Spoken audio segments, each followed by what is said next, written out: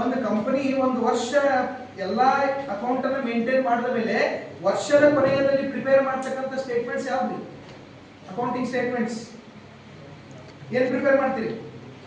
Account ಒಳಗೆ first ಏನ್ prepare ಮಾಡ್ತೀರಿ? ಫಸ್ಟ್ ಏನ್ ಮಾಡ್ತೀರಾ? ಏನಿರ್ತೈತೆ ಗೊತ್ತೇನ್ರಿ?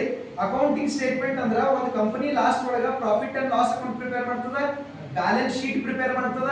ಬ್ಯಾಲೆನ್ಸ್ ಶೀಟ್ ಹೇಳ್ತದ ಒಂದು ಟಿ ಫಾರ್ಮೆಟ್ ಇರ್ತದ.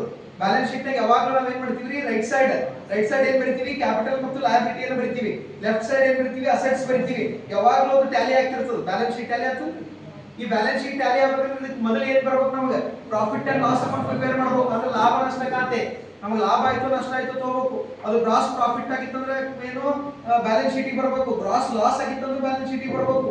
ಬರ್ಬೇಕಿಲ್ಲ ಟ್ರಾನ್ಸ್ಫರ್ ಮಾಡ್ತೀವಿಲ್ಲ. ಇದಕ್ಕಿಂತ ಪ್ರಾಫಿಟ್ ಅಂಡ್ ಲಾಸ್ ಅಕೌಂಟ್ ಗಿಂತ ಬಿಫೋರ್ ಏನ್ ಪ್ರಿಪೇರ್ ಮಾಡ್ತೀರಿ ನೀವು? ಟ್ರಯಲ್ ಬ್ಯಾಲೆನ್ಸ್ ಪ್ರಿಪೇರ್ ಮಾಡ್ತೀರಿ. Profit and loss account prepare ಮಾಡೋದಕ್ಕಿಂತ ಮೊದಲು ಟ್ರಯಲ್ ಬ್ಯಾಲೆನ್ಸ್ ಪ್ರಿಪೇರ್ ಮಾಡ್ತೀರಿ. ಇದಕ್ಕಿಂತ ಮೊದಲು ಏನ್ ಪ್ರಿಪೇರ್ ಮಾಡ್ತೀರಿ? ಬಿಡ್ರಿ, ಫಸ್ಟ್ ಏನ್ ಪ್ರಿಪೇರ್ ಮಾಡ್ತೀರಿ? ಅಕೌಂಟಿಂಗ್ ಒಳಗೆ ಫಸ್ಟ್ ಮಾಡ್ತಕ್ಕಂತ ಅಕೌಂಟಿಂಗ್ ಇದು ಯಾವ್ದು?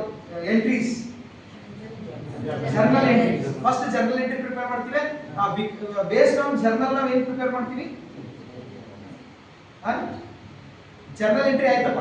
ಜರ್ನಲ್ ಎಂಟ್ರಿ ಪ್ರಿಪೇರ್ ಮಾಡಿದ್ಮೇಲೆ ನೆಕ್ಸ್ಟ್ ಅಕೌಂಟ್ ಯಾವ್ದು ಪ್ರಿಪೇರ್ ಮಾಡ್ತೀವಿ? ಯಾವ್ದು?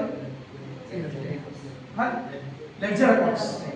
ಬ್ಯಾಲೆನ್ಸ್ ನಾವು ಜರ್ನಲ್ ಎಂಟ್ರಿ ಪ್ರಿಪೇರ್ ಆದ್ಮೇಲೆ ಲೆಡ್ಜರ್ ಅಕೌಂಟ್ ಪ್ರಿಪೇರ್ ಆಗುತ್ತೆ. ಲೆಡ್ಜರ್ ಅಕೌಂಟ್ ಪ್ರಿಪೇರ್ ಆದ್ಮೇಲೆ ಟ್ರಯಲ್ ಬ್ಯಾಲೆನ್ಸ್ ಪ್ರಿಪೇರ್ ಆಗ್ತದೆ. ಟ್ರಯಲ್ ಬ್ಯಾಲೆನ್ಸ್ ಪ್ರಿಪೇರ್ ಆದ್ಮೇಲೆ ಪ್ರಾಫಿಟ್ ಅಂಡ್ ಲಾಸ್ ಅಕೌಂಟ್ ಆಗ್ತದೆ.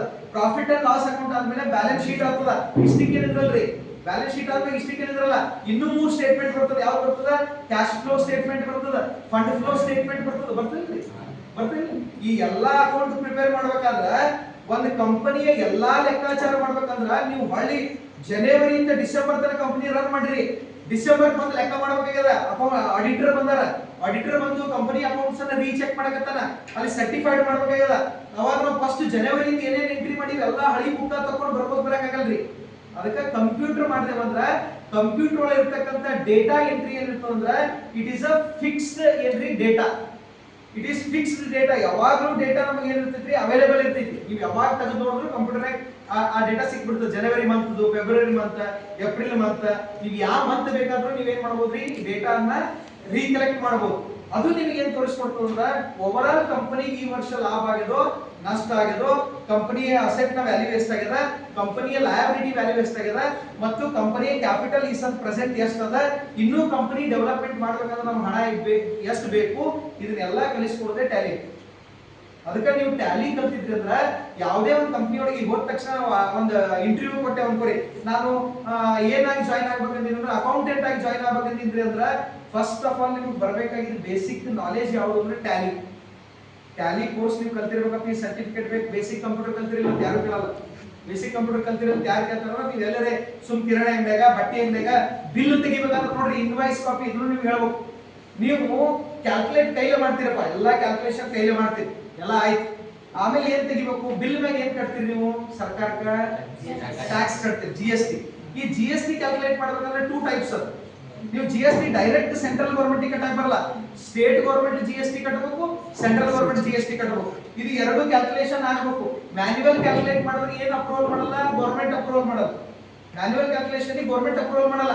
ಅದಕ್ಕೆ ಎಂತ ಕ್ಯಾಲ್ಕುಲೇಷನ್ ಬೇಕು? ಅದಕ್ಕೆ ನಾವು ಯಾರೇ GST ಬಿಲ್ ಕೈಲೇ ಬರೆದು ಕೊಟ್ಟಿದ್ದು ನೋಡ್ರಿ. ನೀವು ಅಂಗಡಿಯಾಗ ಹೋಗಿ ಕೇಳ್ರಿ, ನನಗೆ GST ಬಿಲ್ ಬೇಕಂದ್ರೆ ಕಂಪ್ಯೂಟರೈಸ್ಡೇ ಕೊಡ್ತಾನ. ಕಂಪ್ಯೂಟರ್ ಇನ್ವಾಯ್ಸ್ ಕಾಪಿನೇ ಕೊಡ್ತಾನ. ನೀವು ಬಿಲ್ ನೀವು ಮ್ಯಾನ್ಯುವಲ್ ಬೇಕು ಅಂತಂದ್ರೆ ಅದು ವಿತೌಟ್ GST ಇರ್ತದೆ. ನೀವು ತಿಳ್ಕೊಂಡ್ಬಿಡ್ಬೇಕು, ಇದ್ರಾಗ GST ಇಲ್ಲ, ಅದ್ರಾಗ ಅವನು ಒಂದಿಷ್ಟು ಸರ್ಕಾರ ಕಟ್ಟೋದು ಉಳಿಸ್ಕೊಂಡ, ನಾನು ಒಂದಿಷ್ಟು ಉಳಿಸ್ಕೊಂಡೆ ಅಂತ ತಿಳ್ಕೊಂಡ್ಬಿಡ್ಬೇಕು. GST ಇಲ್ಲ. ಮತ್ತೆ GST ಕ್ಯಾಲ್ಕುಲೇಷನ್ ಟ್ಯಾಲಿ ಹೆಲ್ಪ್ ಮಾಡ್ತದ್ರಿ. ಯಾಕಂದ್ರೆ ಈ ಸಾಫ್ಟ್ವೇರ್ ಒಳಗ calculation of GST already inbuilt ಇರ್ತದೆ. ಮತ್ತೆ ಇನ್ನೊಂದು ಟ್ಯಾಲಿ ERP 9 ಅಂತ ಗೊತ್ತಿರ್ಬೇಕು ನಿಮಗೆ. ನಾನು ಟ್ಯಾಲಿ ERP 9 ಹೆಂಗಿತ್ತಂದ್ರ ನಾವು ಮೊದಲ